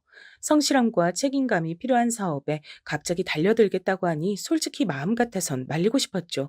실제로 말리기도 했습니다. 근데 남편은 잘 나가는 학군에 수학학원을 크게 차려 모든 학부모님들이 우리 학원을 알게 할 거라며 학부모 설명회 계획이라든지 학교에 대한 파악이라든지 하는 것들을 브리핑했습니다. 저희 친정 엄마까지 모시고요. 장모님, 이번에 저 정말 잘할 자신 있습니다. 한 번만 믿어주세요. 제가 어떻게든 우리 집안 책임지고 끌고 갑니다. 남편의 포부는 높고도 높았습니다. 그 포부만큼 노력이 따라줬다면 훨씬 좋았을 테지만요. 엄마 역시 남편과는 맞지 않다며 걱정하셨지만 남편은 대출을 해서라도 어떻게든 학원을 차릴 거라며 계속해서 설득했어요. 엄마는 사회이기도 하니 한 번만 믿어보자 심정으로 고민을 거듭하고 계셨고요. 그런데 이 시기 저희 시어머니가 끼어드신 겁니다. 시어머니께서 어느 날 저희 엄마에게 직접 전화를 걸어오시더니 자기 아들 사업에 한미천 보태달란 말을 하시는 겁니다. 엄마가 약간 당황해서 그건 알아서 판단하겠다고 하자 시어머니는 끈질기게 달라붙었습니다. 아이고 사돈, 가족끼리 이러지 맙시다. 저도 며느리 시집살이 시킨 거 반성하고 있어요. 제가 진즉에 전화드렸어야 했는데 죄송해요 사돈. 그래도 사돈께서 우리 아들 잘 봐주시고 하는 거 제가 다 알고 있었어요. 그러니 이번 한 번만 좀 도와주세요. 제가 거기 학원 청소라도 해서 아들 사업 열심히 도울게요. 예, 부탁드립니다. 시어머니의 아부조 말에 엄마는 황당한 듯 웃으셨습니다. 이래서 돈 앞에 사람 없다는 말이 있는 것 같다고 씁쓸히 웃으시더라고요. 급작스레 태도를 변환해서 엄마 앞에 납작 엎드리는 시어머니 모습은 저도 웃게 만들었습니다. 진짜 니네 시어머니 왜 그런다니? 나도 어이가 없어 웃음밖에 안 나온다. 아니, 전화를 할 거면 진즉했었어야지. 지금 와서 하면 뭔 소용이야. 진짜 얄미워 죽겠네. 언니는 이번 일로 시어머니가 더 싫어졌다며 한탄했습니다. 심정이야 저도 같았어요. 전 엄마에게 남편 사업을 돕지 말라고 했습니다. 허나 엄마는 저와는 생각이 다르셨어요. 남편의 열정과 진전성을 한번 믿어주고 싶어 했습니다. 남편이 회사도 고사하고 사업에 열정이 있는 거라면 속는 셈치고 믿어주시기로 한 거죠. 제 남편이기도 하지만 제 딸의 아빠기도 했으니까요. 남편은 정말 열심히 했고 결과는 의외였답니다. 처음엔 미약해 보였던 출발이었는데 어느새 점점 학원생이 늘어나더니 동네에 입소문을 타고 대형 학원으로 자리매김한 것이었죠. 저는 남편이 소홀해지지 않기만을 바랬어요. 저희 딸아이를 생각해서라도 남편에게 그러지 말라 당부했고요. 돈이 벌리면 벌릴수록 남편은 아직도 모르겠냐며 장모님에게 빌린 돈도 곧 갚을 수 있을 것 같다고 하더군요. 남편의 태도는 아주 기고만장 그 자체였습니다. 내가 말했지? 당신만 나를 못 믿었던 거야. 거 봐봐. 잘 됐잖아. 난 뭘 하든 성공할 사람이야. 난 타고난 사업가라고. 원래 당신 같은 사람은 못 알아봐. 작은 그릇의 사람들은 큰 그릇은 사람을 이해할 수가 없거든. 당신은 이제 집에서 애나 볼 처진데 나한테 고마워하지? 당신 왜 말을 그렇게 해? 애나 볼 사람이라니. 나도 애 어느 정도 키워놓고는 나가서 일할 거야. 아이고, 무슨 일이야. 남편이 잘 벌면 여자들은 그냥 집에 있으면 되는데. 그리고 당신이 어떻게 일을 하냐? 경력 단절된 여자를 누가 뽑아준다고. 그렇다고 당신이 당신 엄마처럼 전문직도 아닌데. 기분이 나빴지만 저 스스로도 정말 누가 나를 뽑아줄까 하는 걱정을 하고 있었기에 아무 말도 할 수가 없었습니다. 그리고 남편의 이런 말들이 귀여운 허세라고 생각도 안 되더군요. 왜냐면 학원 사업이 잘 풀리고 난 후 남편은 매일같이 왕처럼 집에서 군림하려 들었거든요. 집에서 애 보는 사람이 왜 내조를 못하냐, 반찬을 좀 더 정성스럽게 만들 순 없냐, 잔소리가 늘어나기 시작했습니다. 하다못해 세탁기에 옷만 잘못 돌려도 역성을 냈으니까요. 저희 친정엄마가 한 번씩 일부러 집에 들러 집안을 살피지 않았다면 아마도 남편은 저에게 더 엉망으로 굴었을 겁니다. 그리고 이 시기 또 한 번의 충격적인 사건이 일어나고야 말았습니다. 저에겐 친정엄마가 따로 주신 비상금 통장이 하나 있었습니다. 이 비상금 통장은 친정엄마가 절 따로 부르셔선 김서방에겐 절대 말하지 말고 그냥 너만 갖고 있어. 엄마가 보니까 지금 김서방 기고만장해서 사리 분별도 제대로 안 되는 상태 같던데 괜히 눈치 보지 말고 너 애 키우는데 필요한 거, 너 사고 싶은 거 마음껏 사. 알았지? 하고 말씀하시며 준 통장이었어요. 엄마, 그래도 이렇게 큰 금액을 나 이 정도까진 필요 없어. 엄마는 무려 5억이란 돈을 넣어주셨습니다. 엄마가 벌어들이는 소득에 비하자면 그리 큰 돈도 아니었지만 그럼에도 엄마의 마음이 느껴져 감사해지는 순간이었죠. 엄만 여기에 친정 언니의 돈도 들어가 있다며 언니가 절 항상 생각하고 있다는 마음을 전하고 싶어 준 돈이라고 하더라고요. 이렇게 결혼해서도 절 챙겨주는 언니가 너무 고마웠어요. 전 그 통장을 남편에게 말하지 않고 꼭꼭 숨기고 있었습니다. 그러다 남편이 그 통장을 발견해버렸고 뭐냐고 묻기에 솔직하게 말하고 말았죠. 당시엔 이미 들키게 된 이상 말해도 상관없다고 생각했어요. 거짓말할 도리도 없었고요. 근데 이게 화근이 될 줄 몰랐습니다. 어느 날 제가 치약이 떨어져 남편에게 생활비를 좀 더 보내달라고 말했더니 남편이 화를 내더군요. 남편은 당시 저에게 돈 문제로 잔뜩 예민해 있었습니다. 학원이 비수기라 스트레스를 많이 받고 있었거든요.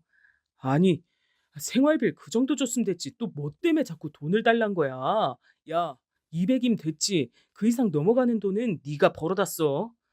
여보, 당신이 우겨서 지금 우리의 영어 유치원 다니고 있는 거 잊었어? 그래놓고 무슨 생활비를 저 안에서 해결하라고 하는 거야. 나는 이 돈 부족하다고 몇 번 말했어. 생활비 올려줘. 몇 번 남편과 입씨름을 했지만 남편은 저에게 절대 생활비를 올려주지 않겠다고 했습니다. 정말 열받더군요. 제가 돈을 안 벌고 있다는 걸 공격하는 것도 화났고요. 저는 당시 남편 도움 받기 싫어 동네 프랜차이즈 빵집에서 파트타임으로 알바를 하고 있었는데 남편은 그걸 말하면서 비웃기까지 했습니다. 야, 알바해서 어떻게 돈 벌지 모르겠지만 뭐 잘 한번 해봐. 너도 좀 고생을 해봐야 네 남편이 얼마나 힘들게 일하는지 알지. 그지? 엄마가 주신 비상금 통장은 아끼고 아껴 나중에 우리 아이 등록금에 쓰고 싶었지만 어쩔 수 없이 그때부터 전 통장에 있는 돈을 야금야금 쓸 수밖에 없었습니다. 남편이 생활비를 주지 않으니 그래야만 했죠. 근데 어느 날, 이 날이 아직도 기억이 생생한데요. 시누이가 저에게 직접 문자로 자기 결혼하니 축의금 넉넉하게 해달라는 말을 전달한 날이었습니다. 생전 연락 없던 노처녀 시누이가 결혼 소식을 알리며 청첩장과 함께 축의금 얘기를 당당히 꺼냈으니까요. 전 대답 없이 읽고 그냥 씹어버렸습니다. 그리고 남편에게 생활비 얘기를 할까 하다 입씨름하기 싫어 그냥 비상금 통장에서 돈을 꺼내려 했죠. 근데 통장 금액이 0원이 돼 있더라고요. 보고도 믿을 수가 없었습니다. 어떻게 0원이지? 순간 제가 글자를 잘못 보고 있는 건가, 보이스피싱이라도 당한 건가, 별의별 생각이 다 들더군요. 하지만 전 어떤 전화를 받은 적도 없었고, 범인이라면 이 통장의 존재를 아는 사람밖에 없었습니다. 여보, 나야. 당신 혹시 내 비상금 통장에서 돈 썼어? 아, 그거? 그거 내 동생 시집 가는데 좀 보태라고 했지. 내가 그래도 명색에 제일로 잘 나가는 사람인데 집 정도는 해줘야 하지 않겠어? 아니, 적어도 나한테 허락은 구해야지. 그게 당신 돈이야? 우리 엄마 돈이잖아. 저는 너무 어이가 없어 말이 순서 없이 막 나가더라고요. 남편이 너무 당당하게 말해서 말입니다. 야, 네 엄마 돈이라고 지금 유세 떠냐? 네 엄마 돈이 내 돈이고 그런 거지 뭐. 그걸 꼭 굳이 따지고 들어 왜? 내가 너 시댁도 안 가게 해줘. 돈도 벌어다 줘. 남편 노릇 이만큼 하고 살았으면 됐지. 그 비상금 통장 썼다고 그렇게 소리를 빽빽 지르냐? 아침부터 사람 기분 잡치게. 여기서 저는 더 뒤로 넘어갈 뻔했네요. 어떻게 저희 엄마 돈과 자기 돈이라고 생각할 수 있을까요? 참고로 남편은 저 때만 해도 저희 엄마에게 빌린 돈을 다 갚지 못했을 때였습니다. 생활비는 쥐꼬리만큼 주고 해결하라고 하고 있었고요. 전 여기까지가 한계라고 느꼈어요. 여기서 더 참다간 정말 호구되기 딱이겠더라고요. 나 당신이랑 못 살겠다. 우리 이혼해. 너 같은 놈하고는 진작부터 엮이는 게 아니었는데 내가 진짜 너랑 엮여서 인생이 완전 나락됐어. 뭐? 우리 엄마 돈이 네 돈이라고? 입장 바꿔 내가 시어머니 돈 썼으면 당신 가만히 있었겠어? 당신 동생도 똑같아. 평소에 연락 한 번 없다가 축의금하라고 문자 오는 거 보면 하나같이 돈밖에 모르고 다른 사람에 대한 배려는 쥐뿔도 없지? 내가 왜 당신이랑 같이 살아야 되는지 이젠 진짜 모르겠다. 내 딸한테도 아빠는 없는 게 낫지. 당신 같은 사람이라면. 전 그렇게 이혼 선고를 하고 서류까지 싹 써버렸습니다. 제가 원래 말을 한 번 던지면 곧바로 행동으로 옮기는 성향이거든요. 남편은 제가 이혼 선언하니 뭐가 당당한지 어디 할 테면 해보라고 하더라고요. 너 같은 경단녀 누가 써준다고 웃기는 소리 하네. 네가 왜 내 애를 가져가?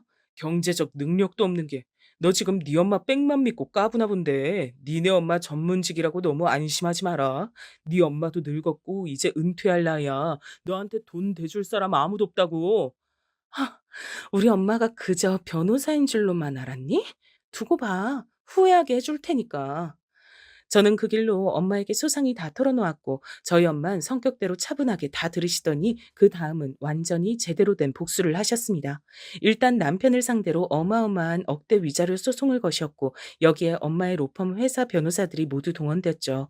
사실 저희 엄만 일반 변호사가 아니고 큰 로펌을 운영하시고 계시는 분이셨거든요. 워낙에 일을 사랑하셔서 로펌까지 운영하게 됐는데 남편에겐 그간 말하지 않고 있었던 것 뿐이었습니다. 이제야 엄마의 진짜 정체를 알게 된 남편은 놀라서 말을 잇지 못하더군요. 여보, 장모님, 한 번만 기회를 주세요. 못난 사위가 주제도 모르고 나댔습니다. 네, 사부인, 저희 아들 요즘 학원도 안 돼서 죽을 지경이에요. 사돈 돈까지 갚으려면 얘 정말 노숙해야 합니다. 저희도 얘 거둘 형편 안 돼요. 이뿐만 아니라 제 허락 없이 통장에 돈을 빼는 죄까지 달게 받아야 했으니 남편, 아니 이제 전 남편이라고 불러야 할 그 작자는 정말 싹싹 빌더군요. 하지만 버스는 떠났고 전 용서해줄 생각 없다는 차가운 말로 소리를 질러버렸습니다. 지금은 이혼녀가 되어 아이 하나를 키우며 살아가고 있지만 마음만은 무척 행복합니다. 전 남편이란 존재 하나가 떠나가니 세상이 다 환하게 느껴지네요. 여러분들도 혹시 저와 같은